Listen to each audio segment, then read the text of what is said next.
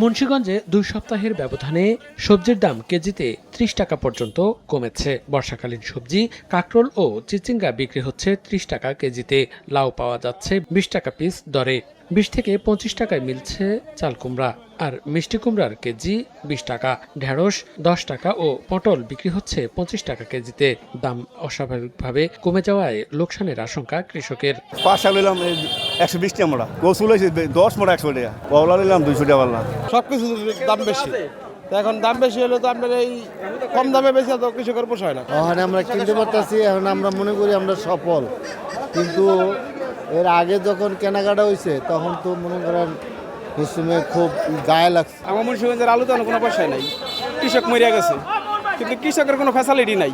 এদিকে সরবরাহ বাড়ায় জয়পুরহাটের পাইকারি মাছ বাজারে কমেছে দর। প্রকারভেদে প্রতি কেজিতে দাম কমেছে 20 থেকে 30 টাকা পর্যন্ত।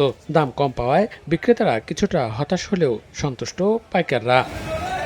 মনিরুজ্জামান প্রান্ত, সময় সংবাদ।